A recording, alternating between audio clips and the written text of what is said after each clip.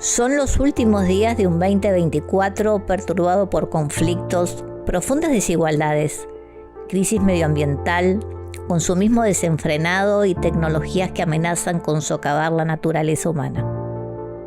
La guerra, esa gran derrota, parece expandirse sin piedad a cada vez más rincones de la Tierra.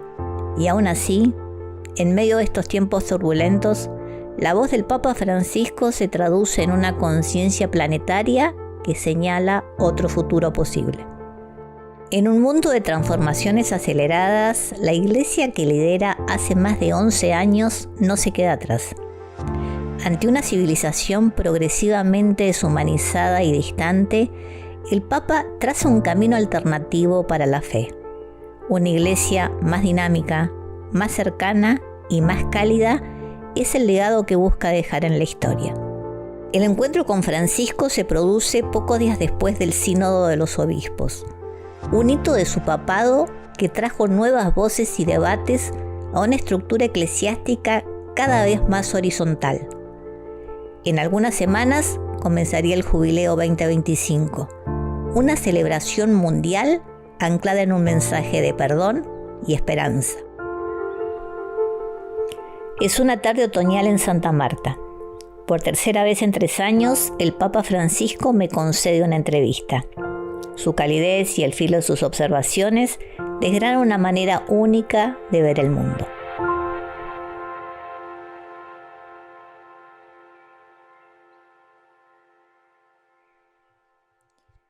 Usted ha definido la guerra como una derrota humana que priva de los derechos fundamentales a millones de personas. ¿Es posible construir un reclamo de paz que tome más fuerza y ayude a disminuir conflictos existentes y futuros? Me preocupa que los innumerables llamados a la paz de las organizaciones internacionales entren por un oído y salgan por otro. Hay también una hipocresía de base. Hablamos de la paz, pero armamos la guerra. No sé si esto lo dije alguna vez, pero uno de los réditos mayores de las inversiones en Europa son las fábricas de armas. Entonces armamos en conferencias de paz, encuentros de paz, y seguimos fabricando armas para matar. Ya desde 2014 usted habla de una tercera guerra mundial en pedacitos y la realidad se ha encargado de confirmarla. Ha señalado también la paradoja de que la gente muere mientras los negocios que causan violencia y muerte prosperan. ¿A dónde nos conduce esa tendencia? Lo que sí veo es que hay como una tendencia universal a la autodestrucción por la guerra. En una época donde el progreso científico, mecánico, es tan grande, y cuando uno ve esa tendencia a autodestrucción y a destruir otro, a mí me viene pensar en la Torre de Babel, ¿no? Si este gran universo que hemos fabricado no terminara siendo una Torre de Babel, ¿no? Pero son ideas nomás que me vienen. En este momento las 2 guerras que más focalizamos son la de Ucrania y la de Tierra Santa, ¿no? Y en ambas hay acciones de guerra criminales, que son más de guerrillas que de guerra. Cuando vos te encontrás con que una mamá con los 2 chicos pasa por la calle porque fue a buscar una cosa a su casa y vuelve a la parroquia donde está viviendo y la ametrallan, porque sí, no es una guerra de más, vamos, con las reglas normales de una guerra. En el caso de Ucrania hay una gran hipocresía. Y a mí me preocupa mucho porque Ucrania en este momento está mandando al frente chicos de 20 años, pues no tiene tantos hombres. En cambio Rusia tiene hombres, muchos. Y urge un tratado de paz. Pero cuando uno empieza a hablar de paz, empiezan a bailar el minué y con cosas secundarias, ¿no? Hoy asistimos a una guerra donde hay muchísimas víctimas civiles y donde se toleran cosas que antes eran inadmisibles, ¿no? Los blancos civiles, los niños, las mujeres, gente que está fuera de los bandos de combate, ¿no? Un poco como atacar todo en función de cumplir determinados objetivos. ¿Qué mecanismos están fallando y por qué el reclamo internacional es tan débil frente a esto?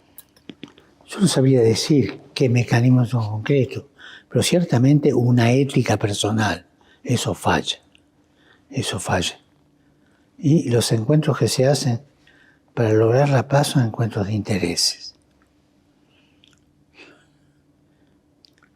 Si fallan esos mecanismos. ¿Cómo se puede enfrentar esta situación de estados cada vez más débiles y de poderes económicos cada vez más fuertes? Bueno, importa el diálogo, es importante. Y en el caso de Europa, la Unión Europea. La Unión Europea tiene una capacidad de provocar el diálogo, ¿no es cierto? Y no debe perder esa independencia de provocar el diálogo, ¿no? Porque eso es lo que de alguna manera provoca la unidad dentro y la fortaleza para dialogar afuera, ¿no? Esas instituciones que se han debilitado un poco también, pero tienen todavía esa fuerza grande de provocar el diálogo. Usted es un líder religioso, pero también es un líder internacional y es un referente en el conflicto y en el mundo que vivimos. Desde una visión humanista y universal, como tiene la Iglesia Católica, ¿cuáles serían los mecanismos a los que se puede apelar desde el pensamiento y desde la acción para intentar cambiar el rumbo? Fundamentalmente el diálogo. Si no hay diálogo no va a haber paz. O sea, dejar el ataque, dejar la destrucción del otro, pararse y dialogar. O sea, la paz se hace con el diálogo. Más allá de las guerras, vivimos en un mundo polarizado donde muchas veces hay líderes que manejan discursos negacionistas o discursos de odio que colaboran poco con el diálogo. ¿Cuál sería la fórmula desde la construcción para no caer en esta trampa de una polarización extrema? Bueno, el negacionismo siempre es venenoso. Cuando uno niega una realidad, cuando uno niega una historia, cuando uno niega una situación concreta, se está pateando en contra. Eso siempre. Y es una cosa grave, ¿no? Todo negacionismo es suicida. O sea, hay que aceptar la realidad como viene y dialogar de realidad a realidad. Solamente la realidad es la que te va a ayudar a encontrar una salida a los conflictos, ¿no? Los conflictos siempre se superan con el diálogo y hacia arriba. Es interesante eso, ¿no? De un conflicto se sale por arriba.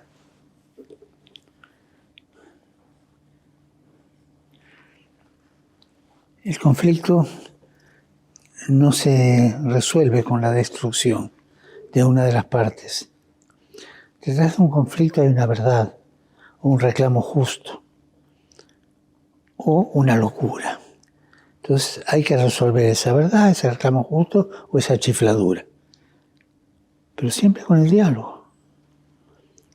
No se puede resolver un conflicto a balazos, que es la manera destructiva de resolver el conflicto.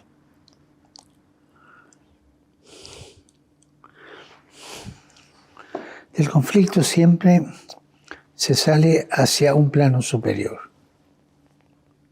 En momentos de tensión, esos 4 principios, creo que lo dije otra vez. La unidad es superior al conflicto, el todo es superior a la parte, la realidad es superior a la idea y el tiempo es superior al espacio. Los problemas humanos se resuelven con estos parámetros, con estos 4 parámetros, que no son negacionistas, sino te tiran para arriba. Y eso siempre ayuda. En muchos de los conflictos presentes aparece un nacionalismo extremo acompañado a veces por fundamentalismos religiosos, Sí. Que promueven la intolerancia y descalifican al otro. El peligro es cuando una religión se transforma en algo así como de política de Estado, ¿no? Y entonces lo religioso está unido a lo político. Y eso no ayuda.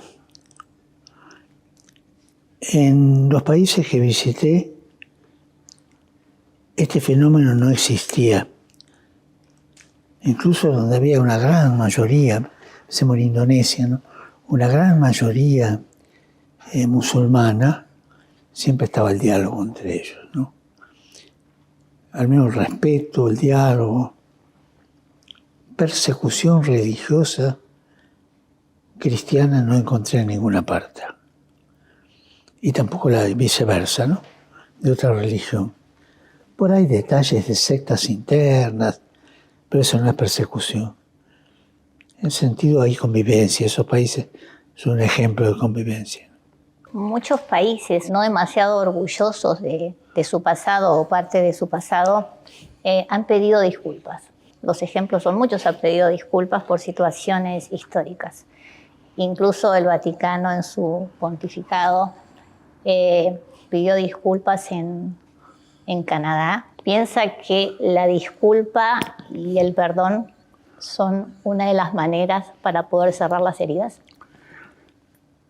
Sí, siempre que la disculpa sea sincera y no meramente un hecho diplomático, ¿no? Pero cuando se ve un error y se dialoga y se piden disculpas, es un buen paso hacia la paz. Siempre, siempre, ¿no? Pedir disculpas por eso. En el caso de Canadá, todo el drama de las escuelas que se llevaban los niños para desindigenalizarlos, ahí fue una gran disculpa que hubo que pedir a los pueblos indígenas.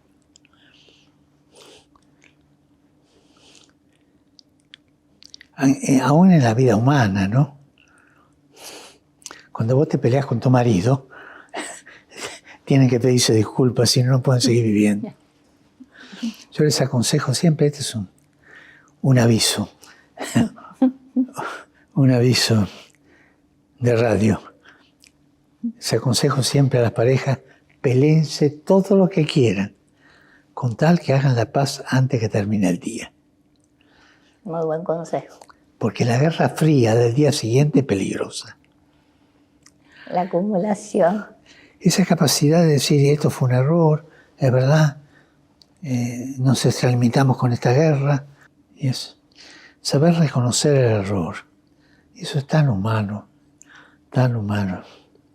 ¿Y es un acto común? ¿O a la gente, a los países, les cuesta mucho pedir perdón? A todos nos cuesta pedir perdón.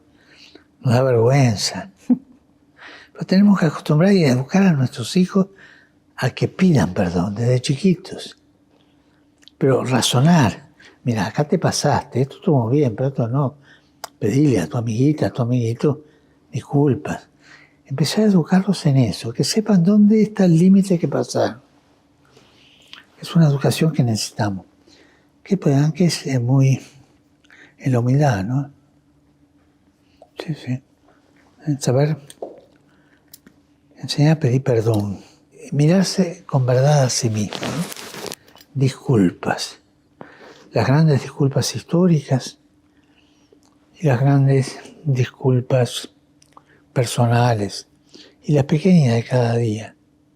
¿Cuáles son los principales lineamientos del sínodo al cual convocó en un mundo que ha cambiado muchas cosas y al cual usted se aproxima? La sensación que uno tiene en sus viajes es también un tipo distinto de evangelización, mucho más amplio y mucho más mirando al otro. Bueno, el sínodo ciertamente aborda los problemas de la humanidad y de la Iglesia hoy día, ¿no? Y trata de resolverlos por la línea del diálogo siempre, ¿no? O sea, el sínodo no va a sacar ninguna declaración de fe ni nada, sino simplemente lo que salga de la reflexión de los grupos y de las personas, ¿no? Y eso ayuda mucho porque ya no es la Iglesia de arriba para abajo, los obispos, el Papa, los curas, las monjas, sino que es la Iglesia de abajo que se expresa y crea comunidad. Me reuní con las mujeres y con los hombres separados, laicos que están en el sínodo. Hay que ver la madurez de esas mujeres laicas, que eran como 100 y pico, ¿no? Cómo expresaban sus cosas y con qué valentía, una cosa inaudita hace 40 años. Y lo mismo los hombres, ¿no? El sínodo es lo que provoca esa iglesia que camina, donde todos son unidos y que alcanza su armonía en el cuerpo. La palabra clave de la iglesia sinodal, por poner un nombre, es armonía, ¿no? ¿Y quién hace la armonía en la iglesia? Es el Espíritu Santo. San Basilio tiene un libro sobre el Espíritu Santo y por ahí en un momento dice, Él es la armonía, el que armoniza todo, ¿no? En medio del despiole a veces, ¿no? Pensemos qué pasó en la mañana de Pentecostés, un despiole enorme. Pero en ese despiole Él hizo la armonía. Lo cual quiere decir que, perdonen la expresión, que una iglesia buena sería una iglesia un poco despiolada, ¿no? Pero que busca siempre la armonía, escucha a todos, escucha todo. A veces, quiero tocar este tema a propósito porque hay mucho chusmerío sobre esto, ¿no? A veces me preguntan sobre la admisión a la iglesia y yo digo lo que dijo Jesús en el Evangelio, todos, todos, todos, todos. Y los pecadores todos, y arreglar adentro su situación, pero todos adentro, ¿no? Todos adentro. Y adentro que se vaya discerniendo, que todos dialoguen, y si por ahí alguno que se coló con mala voluntad, como dice Jesús en el Evangelio, que no tiene el traje de boda, lo sacan afuera. Pero una cosa es no dejar entrar, y otra cosa es sacar afuera al que ya está adentro y no tiene el traje de boda. Todos adentro, todos. Y la iglesia tendría que condenar a este y a aquel. Sí, condena la moralidad de las personas, pero acoge a las personas para ayudarlas a caminar. Ninguno de nosotros que estamos en la iglesia es un santo. Todos somos pecadores. Y la iglesia nos ayuda, la iglesia madre, a resolver nuestras situaciones deficitarias. No olvidarse de esto, ¿no? Todos, todos, todos, todos, adentro. Cuando uno lo escucha, y lo viene escuchando ya hace muchos años, la Iglesia Católica, más allá, como usted dice, de determinados prejuicios, parece ser la religión más abierta.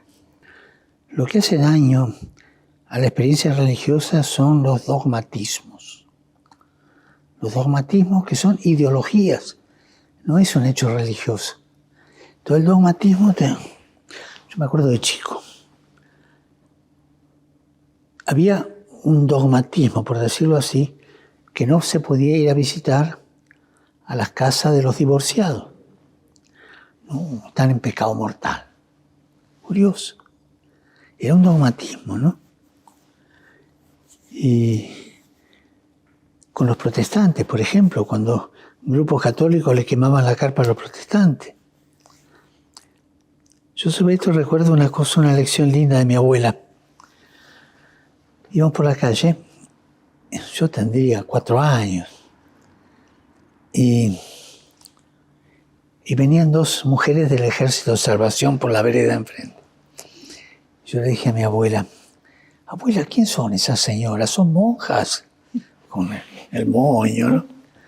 Y mi abuela me dijo, no, son del Ejército de Salvación, son protestantes, pero son buenas. De eso no me olvido nunca más. Una decisión de ecumenismo, ¿no? Que lo hay y no condena, ¿no? Pero tenemos que aprender a no enredarnos en las conflictualidades nuestras. A veces nos metemos en un laberinto y no sabemos cómo salir. Y del laberinto se sale de una manera, por arriba. Y este salir por arriba del laberinto podría ser volver al humanismo. Evidente. Cuando vos negás la humanidad, negás incluso lo religioso, porque no puede haber hecho religioso real si no es de un hombre y una mujer, humano. Pero a veces el moralismo crudo, el abriaqueísmo, todo eso te niega la realidad humana. Sobre todo te niega una de las cosas que es atributo de Dios. Te niega la ternura. Y una vida sin ternura es invivible. ¿Por qué digo que es atributo de Dios? Dios tiene 3 atributos que a mí me gustan, pero son de Él.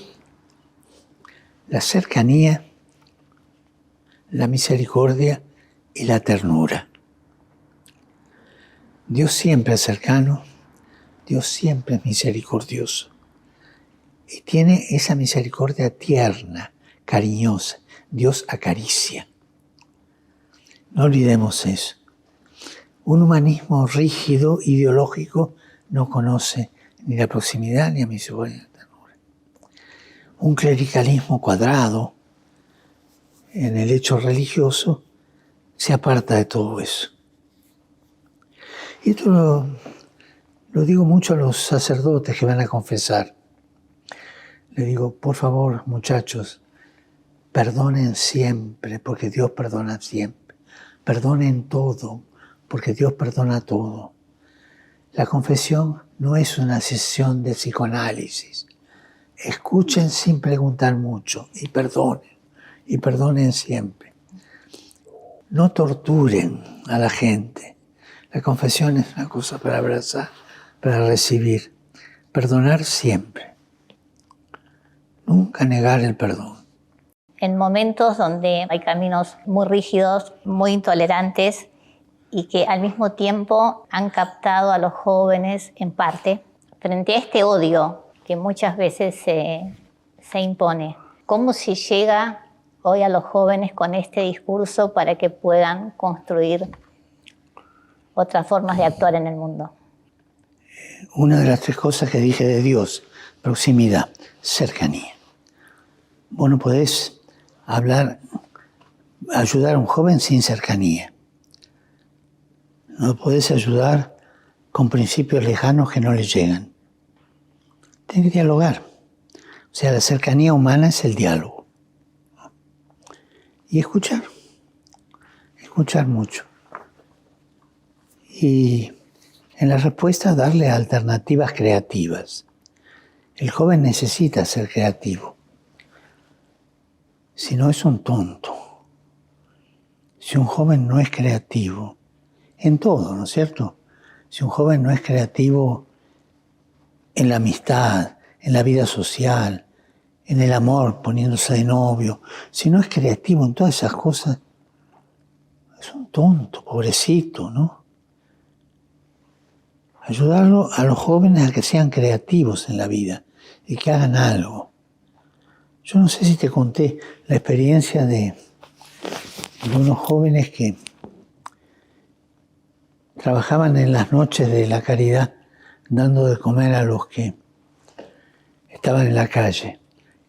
Eran unos atorrantes, pero eso lo hacían con cariño. Y ahí empezaban su camino de fe. Vos al joven ponele un desafío así va a crecer. Si no le pones un desafío y no lo ayudas a asumir el desafío, va a estar orbitando en la pavada, ¿no? Hay una batalla también cultural, ¿no? Que dan algunas fuerzas de extrema derecha que incluso han cuestionado algunos principios básicos del catolicismo, como la doctrina social de la Iglesia o este humanismo. El cristianismo no es una ideología, es una vivencia.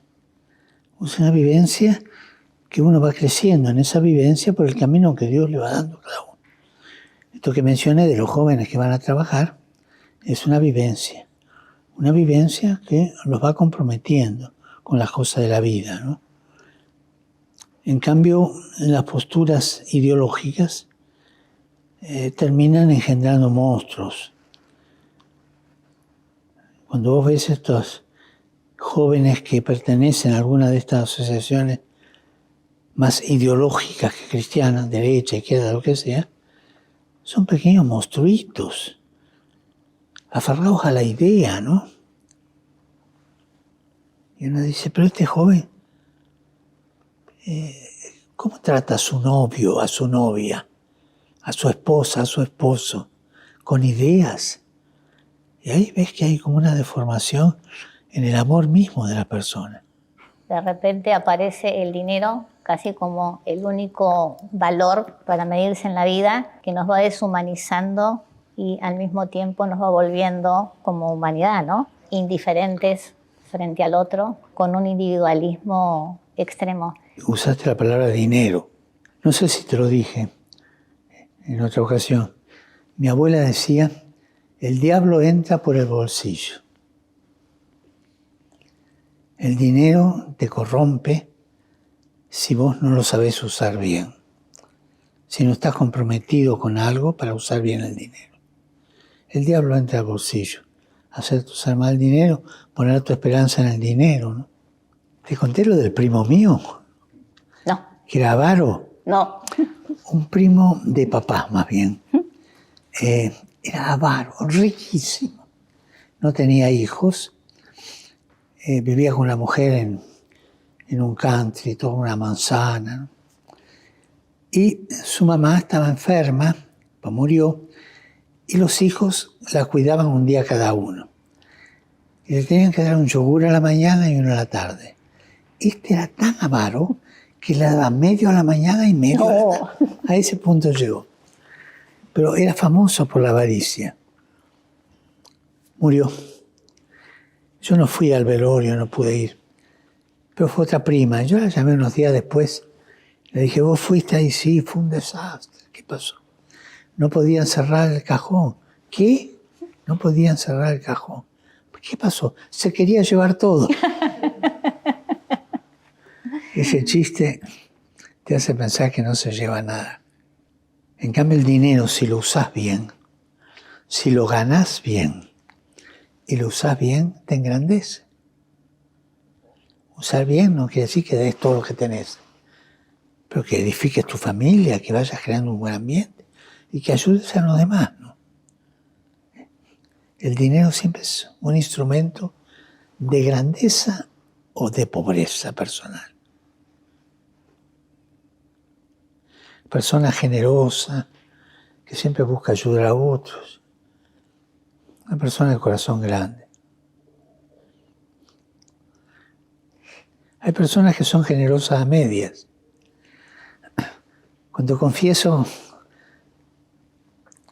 cuando veo que puedo preguntar esto, lo hago. Pregunto, ¿usted da limosna? Y generalmente me dicen que sí.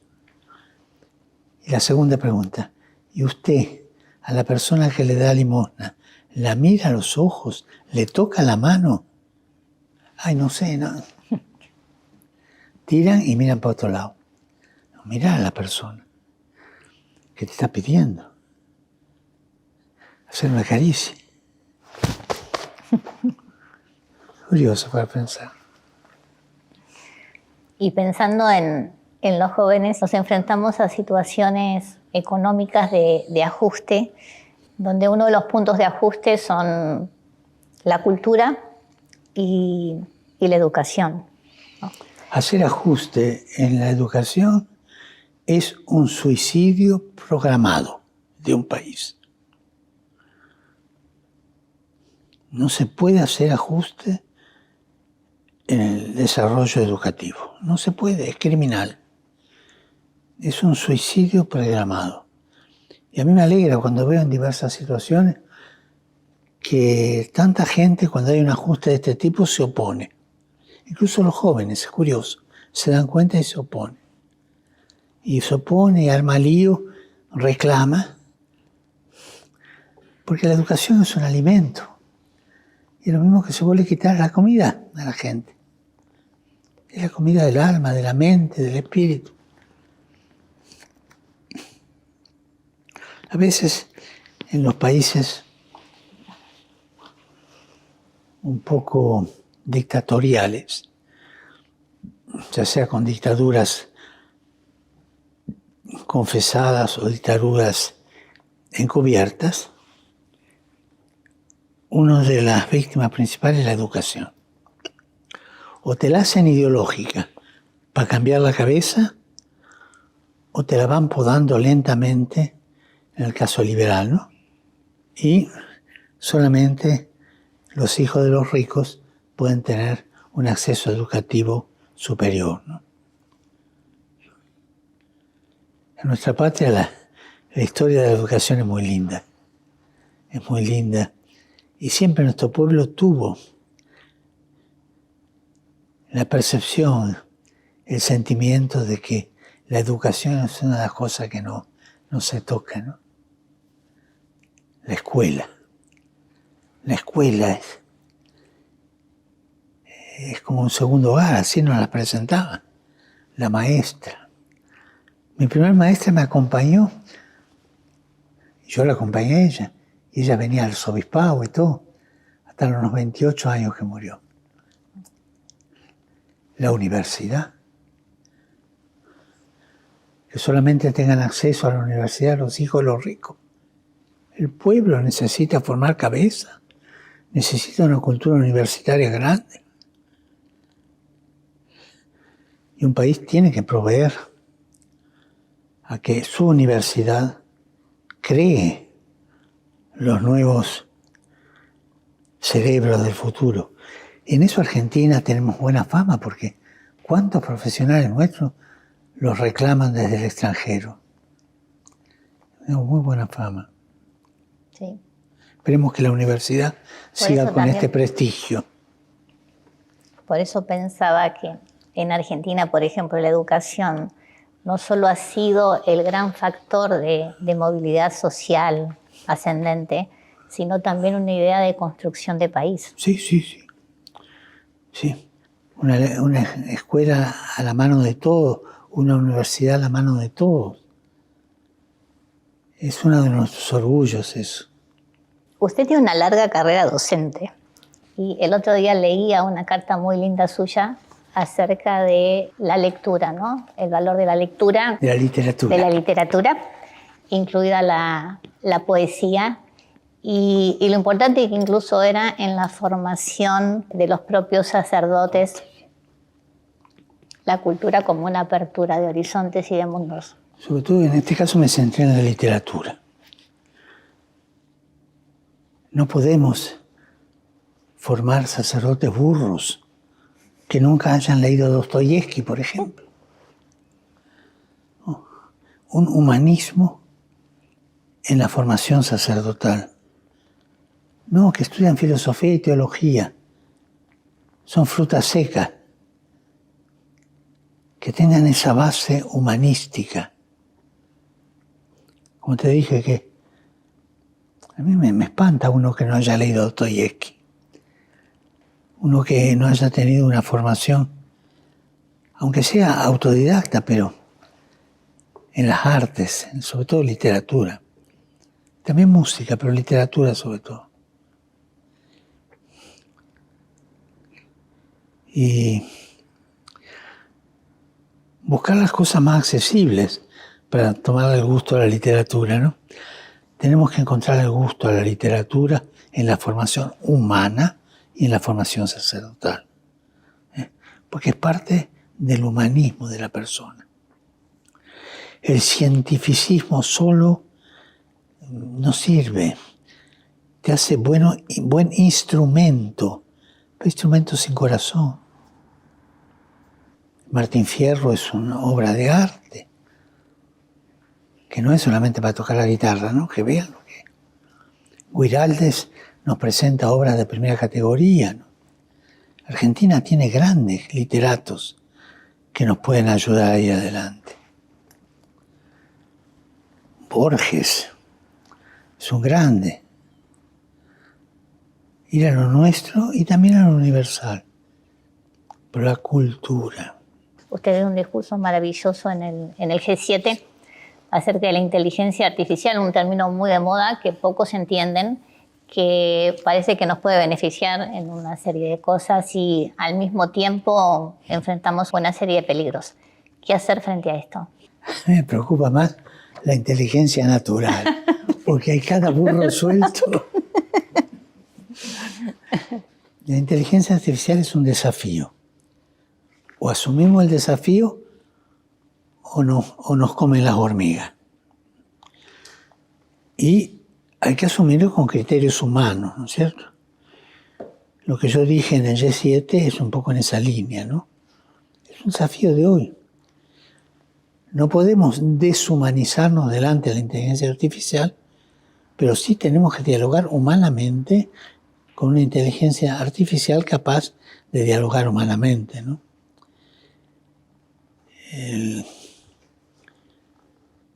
Lo tenemos que hacer. Quería preguntarle un poco del jubileo. Estamos en el 2024 como año de la oración y el 2025 el jubileo como año de la esperanza. Los jubileos son una práctica antiquísima, ya del Antiguo Testamento, ¿no? Pero eran jubileos como Dios manda. En el jubileo había que perdonar todas las deudas. Por eso algunos vivos pedían préstamos 2 o 3 años antes del jubileo. Jubileo, esos jubileos de renovación total, de perdón. A veces yo tengo miedo que el jubileo se asimile a un turismo religioso. No, el jubileo, para vivirlo bien, tiene que ser desde adentro, ¿no? Y de alguna manera arreglar un poco sus historias personales. En ese aspecto es un momento de perdón, un momento de alegría, un momento de recomposición de tantas cosas personales y sociales, ¿no? Un jubileo que se reduzca a turismo no sirve. Y ese es el peligro, ¿no? A mí me da mucho miedo eso. Por eso voy a extender el jubileo a todas las diócesis. Que cada persona en su ciudad pueda celebrar el jubileo sin necesidad de viajar. Van a viajar muchísimo. Pero lo importante no es la posibilidad de viajar, sino el jubileo, la capacidad de perdonar, de arreglar tantas historias interiores que a veces uno tiene ahí archivadas y no se anima a desempolvar, ¿no? Una verdadera conversión de vida, ¿no? Y sobre esto yo los animo, que cuando uno tiene un peso interior o algo así, busque algún buen confesor de esos que escuchan poco y perdonan mucho. Y arregle bien su situación. Jesús perdona todo. Y ese sería como el gran lema del jubileo. El Señor perdona. No es venir a hacer turismo el jubileo. No, claro. ¿Qué deberíamos hacer para ser perdonados? Tener ganas de ser perdonado, nada más. Y decirle al Señor, perdóname. Y si eso decís delante de un cura que te perdona, te perdona. Dios perdona todo, todo, todo. Dios no se cansa de perdonar. Somos nosotros los que nos cansamos de pedir perdón. No se olviden de eso. En estos días se está publicando una de sus autobiografías. Se están peleando entre ellos. Son dos. Dos. Life es una ya. Sí, sí.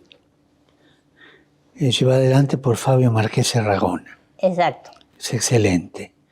Un trabajo que hizo Fabio, que son cómo viví yo ciertos momentos históricos. Y hay otra la que se lanza.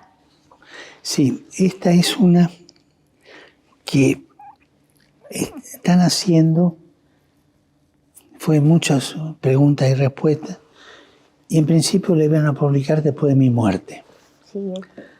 Pero como no me muero, Ni lo va a hacer, por el momento no. Tienen miedo que pierda actualidad. Y ahora se descolgaron con que la van a publicar, ¿no? Esta es la que hace Carlo Musso. Eso fue, me han preguntado, eso pregunta, respuesta, sobre viajes y estas cosas, ¿no? Es distinta. No sé cómo será, pero estaba programada para después, pero como no me muero. La va a poder leer. Aprovechando lo de su biografía, ¿cómo le gustaría ser recordado? ¿Cómo cree que va a ser recordado?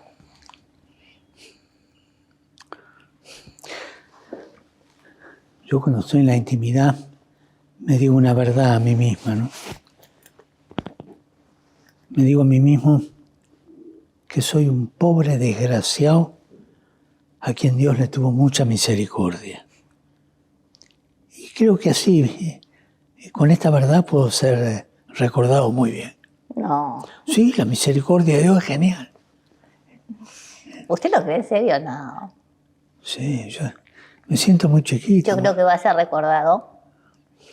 Bueno, esperemos primero no recordarlo, que pase muchísimo tiempo para recordarlo, que va a ser recordado como un pontífice muy valiente, que hizo grandes transformaciones y que tuvo una gran visión de su época. Lo de las transformaciones, es verdad, había que hacerlas. Pero viste qué fácil que fue, pues todos las esperaban. Ahora la próxima es una mujer perfecta de un dicasterio. Ya adelante. Las mujeres vayan entrando. ¿Cómo imagina, a partir de toda su obra, cómo puede ser la Iglesia y cómo puede ser el mundo que nos tocará vivir? La Iglesia creo que está bien diseñada ya por la intuición de Dios, por el Espíritu Santo que la guía y las decisiones que la Iglesia fue tomando, como decisiones en los dicasterios, decisiones en la organización vaticana. Y después la Iglesia diocesana, donde el laicado entra muy dentro, está bien diseñada y va por adelante, ¿no? Creo que esta Iglesia es la que va a ir adelante en todo esto. Yo me la imagino creciendo así porque el Espíritu la va llevando hacia él.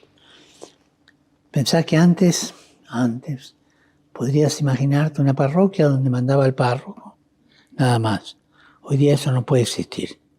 Una parroquia tiene que ser la comunidad que entra en interacción con el párroco buscando caminos. El diálogo que es muy importante. La Iglesia la veo siguiendo esta dinámica. ¿Quiere decirle algo a los argentinos? Al pueblo argentino, salud. Que sigan luchando. Que se defiendan de las ideologías. Y que no se dejen engañar con los que le venden manice. Que luchen por los derechos. Francisco, gracias. Muchas gracias como siempre por su generosidad y por su tiempo. Y gracias por tu paciencia.